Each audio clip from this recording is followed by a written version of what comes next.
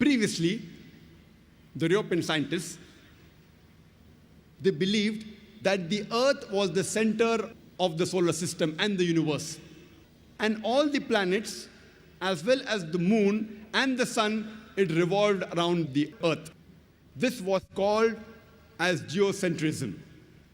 And this was believed since the time of Ptolemy in the 2nd century BC till as late as 16th century, until Nicholas Copernicus in 1512, he propounded the heliocentric theory of the planetary motion, and he said,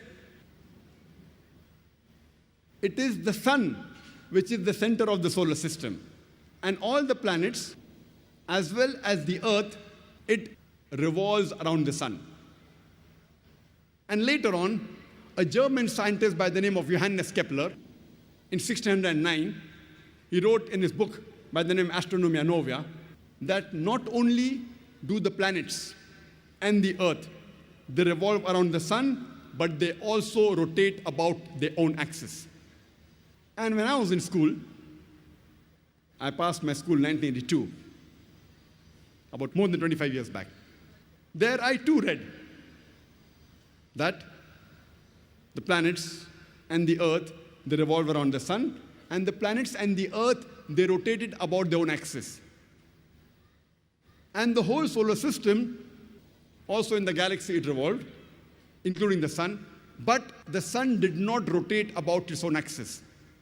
In this context, the sun was stationary. But when I read the verse of the Quran, in Surah Anbiya, chapter number 21, verse number 33, which says, Huwa allazi khalaqal layla wan nahar. It is Allah who has created the night and the day. Washamsa wal qamar, the sun and the moon. Kullun fi falaki yasbahun, each one traveling in orbit with its own motion. So the Quran says, the sun and the moon, besides revolving, they also rotate about their own axis. The Arabic word used here is yasbahun, derived from the Arabic word sabaha, which describes the motion of a moving body. If I use this Arabic word yasbaha for a person who's moving on the floor, it will not mean that he's rolling, it will mean he's either walking or running. If I use the same word for a person in the water, it will not mean he's floating, it will mean he's swimming.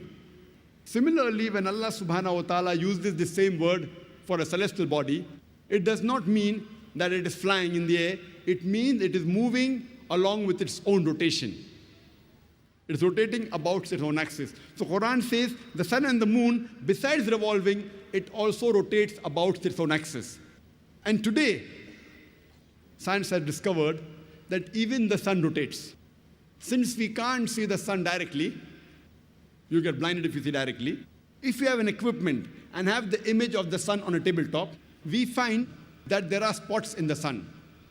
And it takes about 25 days for the spots to complete one rotation, indicating that the sun takes approximately 25 days to complete one rotation. Imagine when I was in school, I was taught the sun was stationary, it didn't rotate about its own axis. And the Quran mentioned 14 years ago that it rotates. And now, alhamdulillah, most of the schools have incorporated that the sun also rotates.